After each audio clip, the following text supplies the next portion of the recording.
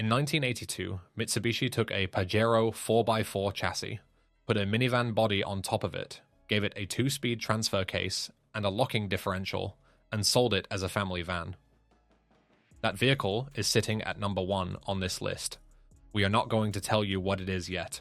Somewhere in the middle of this list is a van that has been in continuous production since 1965, unchanged, still being built right now. 2 open questions, 10 vehicles to get through before we answer either of them. Let's go. Number 10, Chevrolet Astro. Let's start with one that actually sold in America and sold in enormous numbers. The Chevrolet Astro is not a true 4x4. Let's be clear about that from the start. It has no low-range transfer case. It cannot lock its differentials. The AWD system was designed for snow and light mud, not for serious off-road work. But here's what makes it worth the number 10 spot on this list. Everything else about it was built like a truck. The Astro rolled off the line in 1985 as GM's answer to the Chrysler minivan boom. But while Chrysler built their vans around a front-wheel drive car platform, GM went a completely different direction. The Astro sat on a rear-wheel drive truck chassis, the same basic DNA as the S10 pickup. That meant it could tow, it could haul. And when AWD arrived as an option in 1990, it could handle conditions that would strand a caravan at the side of the road. Under the hood sat GM's 4.3-litre V6, essentially a 5.7-litre V8 with 2 cylinders removed. In later years, it produced up to 200 horsepower, which is a significant number for a family van in the 1990s. The truck-based chassis gave it a towing capacity that no front-wheel drive minivan could match. AWD models could pull over 5,500 pounds when properly equipped. That is not a family hauler number. That is a work vehicle number. The overlanding community figured this out long after GM stopped making them. Because the Astro shares so much with the S10, lift kits designed for pickup trucks can be adapted to fit. The solid rear axle, another truck inheritance, gives it actual articulation. And the 4.3-litre engine is so overbuilt for its application that documented examples with over 400,000 miles on the original powertrain exist across multiple owner forums. GM built the Astro to last. It just didn't build it to climb rocks. What the Astro proves is that the platform matters as much as the badge. Most minivans of this era were built on car platforms. The Astro was built on a truck, and that one decision made everything else possible. Did you own a Chevrolet Astro or know someone who did? Drop the year and mileage in the comments. Astro owners are known for putting serious numbers on these things. Number 9. Nissan Prairie. Most people have never heard of the Nissan Prairie. That's exactly why it's on this list. Nissan launched the Prairie in 1982 as a compact MPV for the Japanese domestic market. It was practical, boxy, and sensible. Exactly the kind of vehicle that gets forgotten the moment something flashier comes along. But Nissan quietly did something that none of its competitors thought to do. They offered it with 4-wheel drive from the very first generation. In 1982, before most manufacturers had even decided whether minivans should have sliding doors. The Prairie M10 offered a 2.0-litre 4-cylinder engine with an optional 4WD system. It wasn't a hardcore off-road setup, no low-range transfer case on early models, but it was a real, selectable 4-wheel drive system at a time when the segment was focused entirely on interior space and fuel economy. The second generation M11 arrived in 1988 with more engine options, including 2.0 and 2.4-litre units, and the 4WD setup became more refined across the range. What makes the Prairie interesting from an engineering standpoint is the context. Japan in the early 1980s had a booming domestic van market, and Nissan engineers were looking for ways to differentiate the Prairie from a crowded field. Adding 4-wheel drive to a family MPV was a bold choice. It added cost, complexity, and weight. Nobody was asking for it, but Nissan built it anyway, and sold it to Japanese farmers, forestry workers, and rural families who needed to get somewhere when the tracks turned to mud. The Prairie ran until 1998, when it was replaced by the Nissan Liberty. In that 16-year production run, it never became famous outside Japan. It never won awards. It never appeared in a magazine feature. But somewhere in rural Hokkaido, a 1993 Prairie four-wheel drive is probably still running a route that no modern crossover would attempt. The Prairie didn't need fame, it just needed to get there. Had you heard of the Nissan Prairie before this video? Be honest below. We'd bet less than 10% of you have, and we want to know if we're wrong. Number 8. Mazda Bongo Friendee. The Mazda Bongo Friendee is one of the most brilliantly over-engineered family vans Japan ever produced, and almost nobody outside of Japan and Australia knows it exists.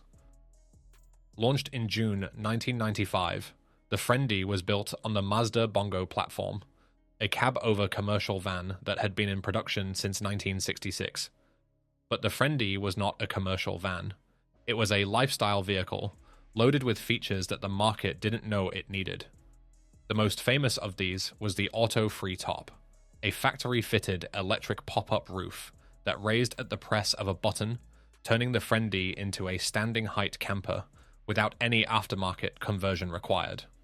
The drivetrain options were serious. The headline unit was the 2.5-litre WLT turbo diesel, paired with selectable 4WD, a combination that gave the Friendee genuine off-road capability despite its people-mover appearance. There was also a 2.5-litre V6 petrol option and a 2.0-litre base unit for buyers who didn't need the diesel.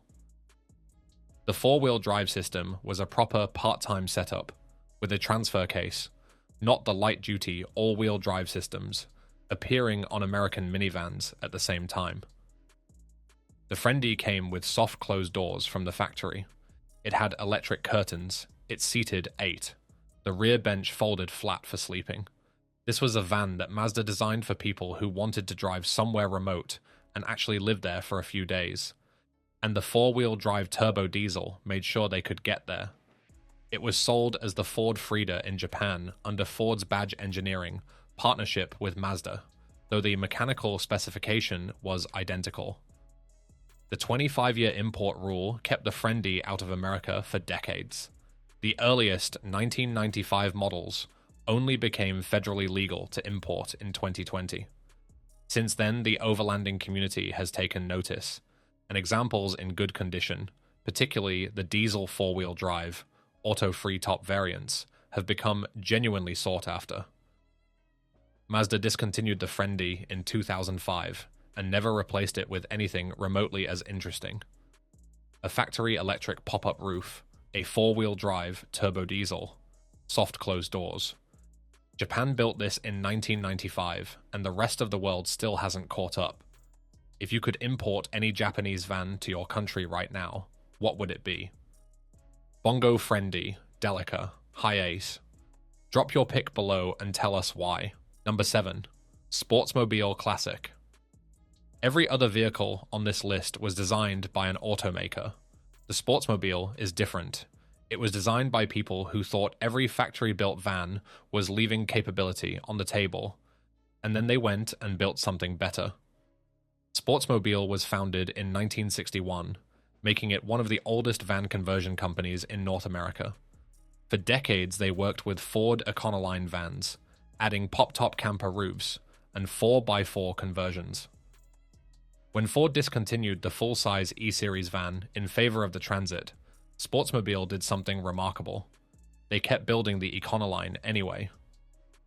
The Sportsmobile Classic is constructed on a Ford Cutaway chassis, the commercial variant that Ford still produces, with a custom fiberglass and steel body that replicates the Econoline's classic proportions. The body is Line X coated and cannot rust. The 4x4 conversion is the work of Dynatrac, one of the most respected names in off-road axle engineering. The classic 4x4 uses the Dynatrac Pro Rock 60 front axle. the same hardware found under purpose-built expedition vehicles costing significantly more. It has a 2-speed transfer case, a disconnecting front sway bar for increased articulation, and front-wheel travel of 22 inches. Those numbers belong on a dedicated off-road truck, not a van that sleeps 4 and has a full kitchen. Towing capacity sits at 10,000 pounds. Ground clearance is dramatically improved over the standard van. The suspension has been fully recalibrated for off-road use. And because it's built on a Ford chassis with widely available parts, a Sportsmobile can be serviced almost anywhere in North America, an important consideration when you're 200 miles from the nearest town. Pricing starts around $175,000 to $225,000, depending on options, which reflects the level of engineering involved. The Sportsmobile Classic 4x4 represents a specific philosophy, that comfort and capability are not opposites. You can have a proper kitchen, a bed, running water, and still be able to drive somewhere that a stock minivan would never reach. Sportsmobile has been proving that for over 60 years. The best van in the world might not come from a factory. It might come from a workshop in Arizona with 60 years of obsession behind it. Factory build or custom conversion? Which would you trust more on a serious off-road expedition? Drop your answer below. This one splits the audience every time. Number 6. Toyota 4-wheel drive van. In 1984, Toyota brought a van to the American market that the company simply called the Toyota van. No clever name, no marketing campaign, just a boxy forward control people mover with a 2.2-liter 4-cylinder engine and enough room for 7 passengers. America mostly ignored it. That was a mistake. Toyota's internal marketing teams called it the Wonder Wagon and the Van Wagon in various advertisements.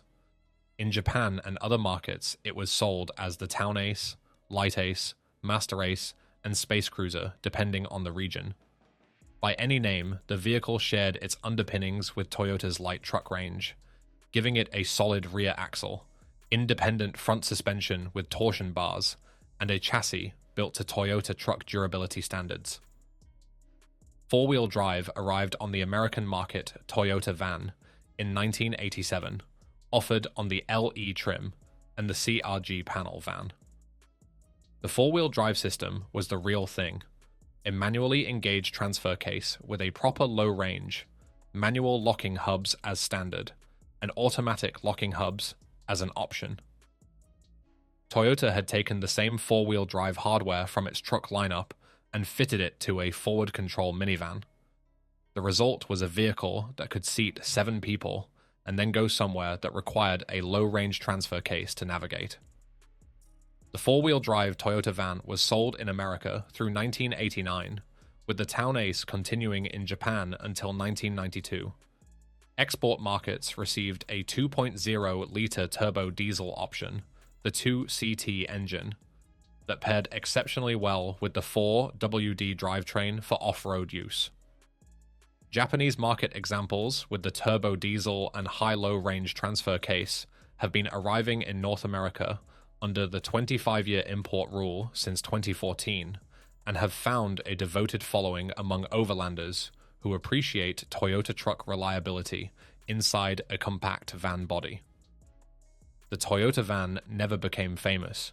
It sold in modest numbers and was quietly discontinued when the Previa arrived in 1991 with a more modern design. But the 4-wheel drive versions represent a genuine engineering achievement, a true truck-based 4-wheel drive system inside a practical, reliable family van that Toyota built to last effectively forever. If you've been sleeping on the Toyota 4-wheel drive van, you've been sleeping on one of the most capable family vehicles Toyota ever built. It just didn't look the part. Toyota or Mitsubishi, which Japanese van do you think built it better? Comment below. We're keeping score. Number 5.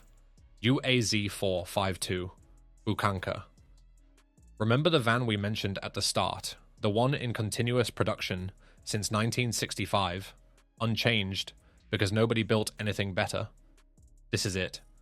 The UAZ-452 was built for the Soviet armed forces. The design brief was simple: build a van that could get anywhere in the Soviet Union, in any season, on any terrain, and be repaired by a conscript with basic tools and whatever parts happened to be available. The result was a vehicle with the aesthetic sophistication of a bread loaf, which is exactly what the Russian nickname Bukhanka means, and the mechanical reliability of something designed to survive conditions where failure means death.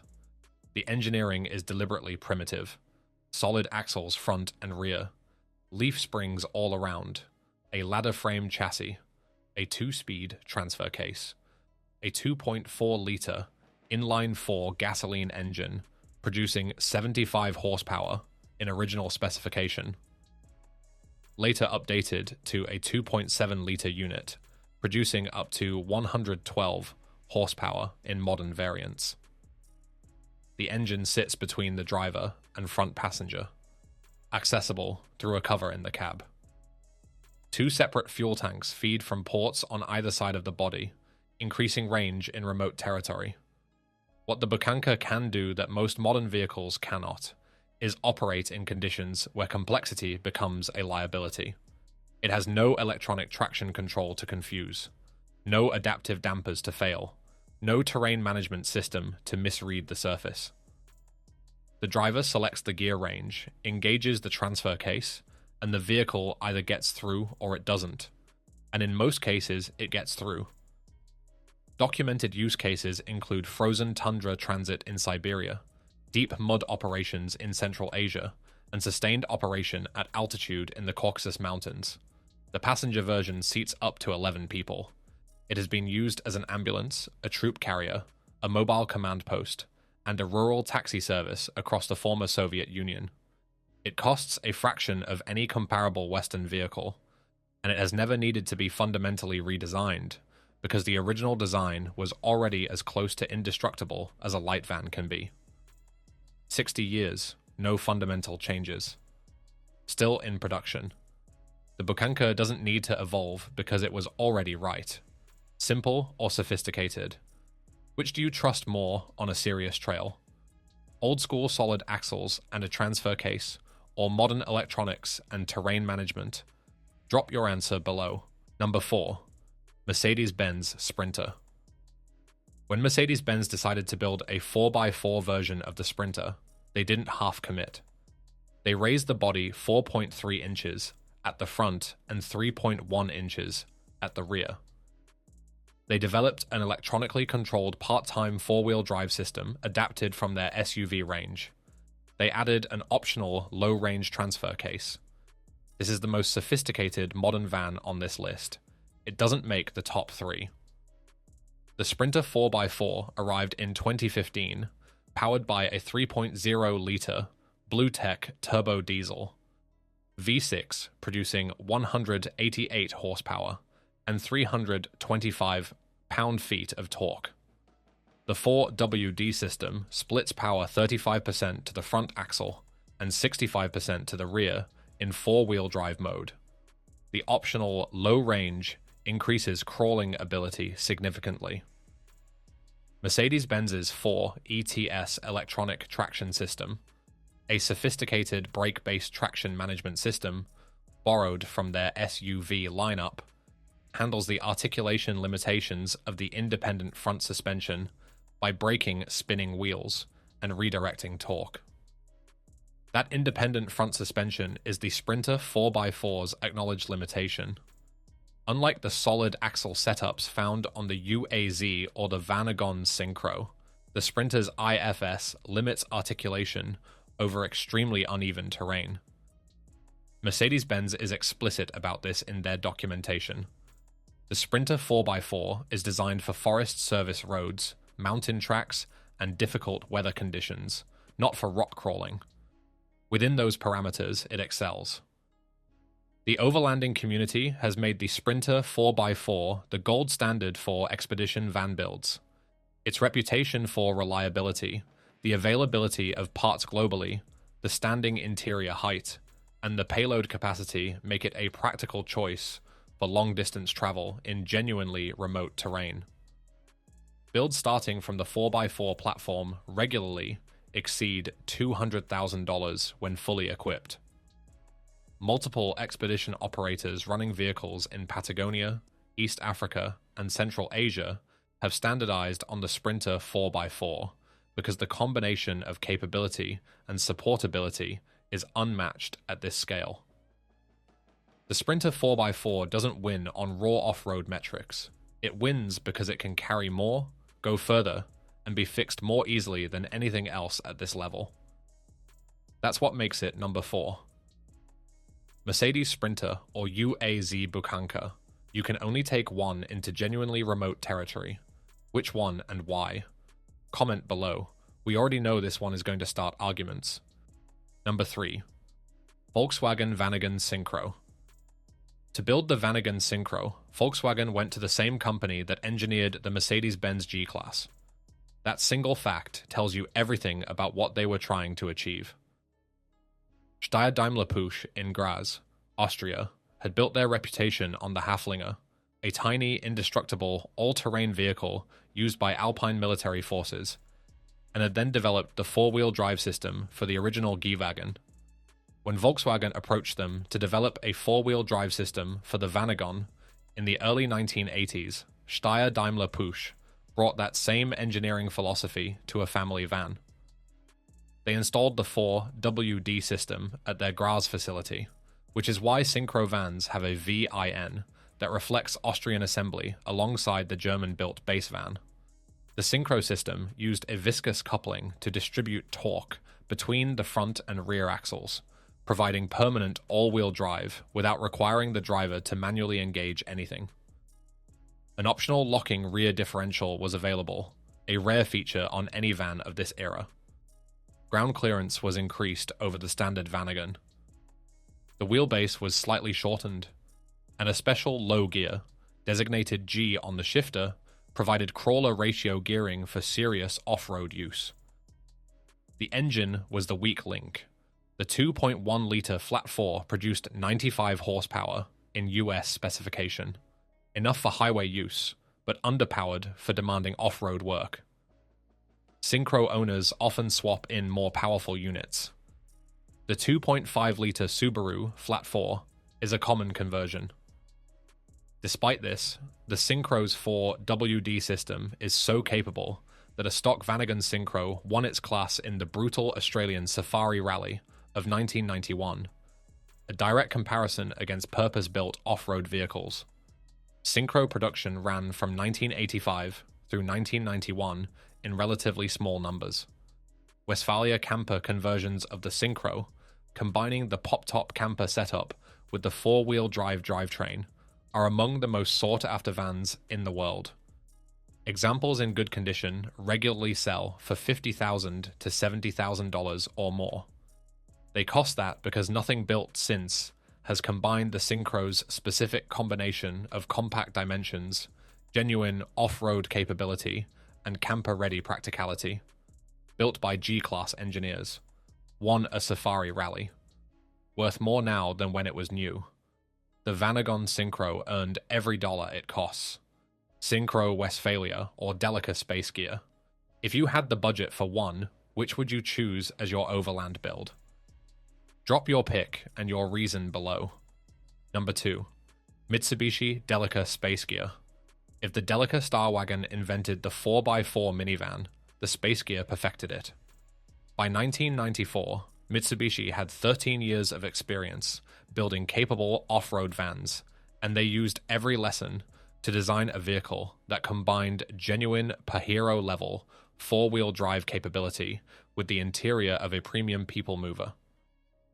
The space gear, also sold as the Delica, L400 in export markets, moved from the Star Wagon's cab-over layout to a semi-bonneted design. The engine was now ahead of the front axle rather than beneath the driver, improving crash safety and serviceability. But the most significant change was the drivetrain. The space gear received Mitsubishi's Super Select 4WD system, the same setup used in the second-generation Pajero. This allowed the driver to select between two WD rear, full-time AWD, locked 4WD high range, and locked 4WD low range, all while moving. It was one of the most capable and flexible four-wheel drive systems available in any vehicle at the time. The engine lineup was serious. The headline option was the 2.8-litre 4 M40 turbo diesel, also found in the Pajero, producing substantial torque for off-road work and long-distance travel. A 2.5-litre turbo diesel was also available, along with a 2.4-litre petrol, and the remarkable option of a 3.0-litre V6 derived from the Mitsubishi 3000 GT sports car. Parts interchangeability with the Pajero meant the space gear could be serviced using Pajero components, a major practical advantage for owners operating in remote areas. The interior specification pushed the definition of what a 4x4 van could offer. Factory options included the crystal light roof, a panoramic glass ceiling section that opened the cabin to views without compromising weather protection, electric curtains, captain's chairs, a rear bench that reclined flat, and a 7 or 8 seat layout were all available depending on trim. This was a vehicle designed for the Japanese market where buyers expected luxury appointments, alongside genuine capability. The space gear reached the 25-year import threshold in 2019 for the earliest 1994 models. Since then, it has become one of the most desirable imports in the North American overlanding market. The combination of super select four-wheel drive, Pajero spec turbo diesel, and practical van packaging is unique. Nothing before or since has offered it in exactly this form. Pajero 4 AWD 3000 GT engine option, crystal light roof. If this is number 2, the van that made it possible is waiting at number 1. Space gear or Star Wagon? Which Delica generation would you pick and why? Drop your answer below. The comment section on this one is always worth reading. Number 1. Mitsubishi Delica Star Wagon. This is the van we told you about at the start. The one built on a Pajero chassis. The one with a 2-speed transfer case, a locking differential, sliding doors, and 7 seats. The one that invented an entire vehicle category in 1982 and has never been surpassed. In 1982, Mitsubishi took the Pajero chassis, a purpose-built off-road vehicle competing directly with the Land Rover and the Jeep Cherokee on the world's toughest terrain, modified it, and dropped a forward control minivan body on top. The brief was to seat 8 people, carry their gear, and still go where dedicated off-road vehicles went. The idea should not have worked. It worked completely, and nothing built since has beaten it on those terms. The four-wheel drive option arrived in October 1982, built around a 2-speed transfer case with a true low range and a locking differential. The Pajero chassis gave it genuine off-road geometry, approach angles, ground clearance, and suspension travel that no conventional minivan could come close to matching. The solid rear axle with leaf springs and independent front torsion bar suspension were direct transfers from Mitsubishi's proven truck architecture. This was not a family van with a four-wheel drive badge. This was a Pajero wearing a people mover body. Engine options ran from a 1.6-litre petrol through to the 2.5-litre 4 D56 turbo diesel, a unit that became legendary for durability across multiple generations of Mitsubishi trucks and vans. The four-wheel drive Star Wagon was never officially sold in America. In the US, Mitsubishi offered a detuned two-wheel drive version called the Mitsubishi van from 1987 to 1990. The proper four-wheel drive model stayed in Japan, meaning that for decades only enthusiasts who knew exactly what they were looking for went to find one. The earliest 1986 models cleared the US 25-year import threshold in 2011. What the overlanding community found confirmed everything they had suspected. These vans had been capable all along, and the world had just taken 25 years to find out. Lift kits, snorkels, roof racks, and locking differential upgrades turned an already capable platform into something genuinely formidable. The Star Wagon sits at number 1 not because of sophisticated electronics or high horsepower. It sits here because it invented the true 4x4 minivan at a time when nobody thought the concept was possible, and then proved it with hardware borrowed from one of the most capable off-road vehicles on the planet. Everything else on this list follows in its tire tracks. The Mitsubishi Delica Star Wagon did not get famous by being sold in America. It got famous by being good enough that people crossed an ocean to find one. That's what a number 1 looks like. Do you own a Delica Star Wagon or Space Gear? Tell us in the comments. Where are you based and where have you taken it? We read every single one. 10 vans. 1 question. Which one actually earns the trail? From a Soviet bread loaf that hasn't changed since 1965 to a Japanese van built on Pajero DNA that nobody in America knew existed for 25 years. Every vehicle on this list was built by engineers who refused to accept that capable and practical were mutually exclusive. Most of them never got the credit they deserved. A few of them are now worth more than they cost new. Drop your number 1 in the comments and tell us something else. Should VROOR build a dedicated off-road and 4x4 community? A place for Delica owners, Syncro builders, Bukhanka fans, and everyone else who believes the road ending is where things get interesting. Let us know below. If enough of you want it, we'll build it. If this video showed you something you didn't know existed, share it with someone who needs to see it. Subscribe for more vehicles the mainstream forgot, and we'll see you in the next one.